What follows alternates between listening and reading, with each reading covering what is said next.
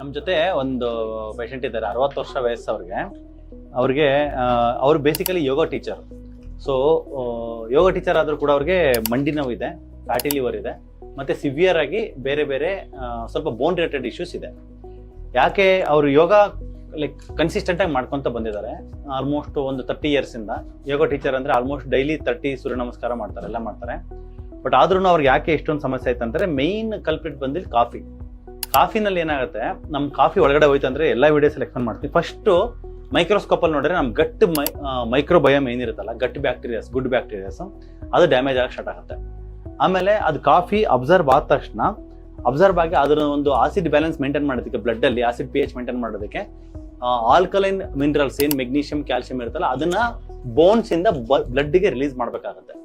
So ಬೋನ್ಸಿಂದ ಬ್ಲಡ್ಗೆ release ಆಗುವಾಗ ಮೆಗ್ನೀಷಿಯಂ ಸ್ಟೀಲಿಂಗ್ ಅಂತ ಕರಿತೀವಿ ಇದು.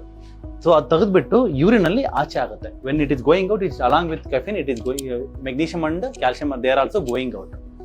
ಸೊ ಈವನ್ ಗಟ್ಟಲ್ಲೂ ಕೂಡ ಎಷ್ಟೊಂದು ಮಿನರಲ್ಸ್ನ ಅದು ಅಬ್ಸರ್ವ್ ಮಾಡೋಕ್ಕೆ ಬಿಡಲ್ಲ, ಬ್ಲಡ್ಗೆ ಅಬ್ಸರ್ವ್ ಮಾಡೋಕ್ಕೆ ಬಿಡಲ್ಲ.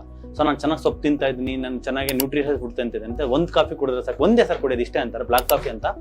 ಅದು ಮಿಲ್ಕ್ನು ಪ್ರಾಬ್ಲಮ್ಮು, ಸಕ್ಕರೆನೂ ಪ್ರಾಬ್ಲಮ್ಮು, ಮತ್ತು ಮುಖ್ಯವಾಗಿ ಅದಿರ್ತಕ್ಕಂಥ ಏನು ನಮ್ಮ ಬಾಡಿನಲ್ಲಿ ಕೆಫಿನ್ ಪುಡಿ, ಕಾಫಿ ಪುಡಿ ಇದೆಯಲ್ಲ, ಅದೇನೇ main danger. So black coffee ಕುಡಿದ್ರು ಕೂಡ ಅದು ಎಲ್ಲ ಮಿನರಲ್ಸ್ನು ಕೂಡ ಅದು ಕರಳಲ್ಲಿ ಅಬ್ಸರ್ವ್ ಮಾಡೋಕ್ಕೆ ಬಿಡಲ್ಲ ಬ್ಲಡ್ಗೆ.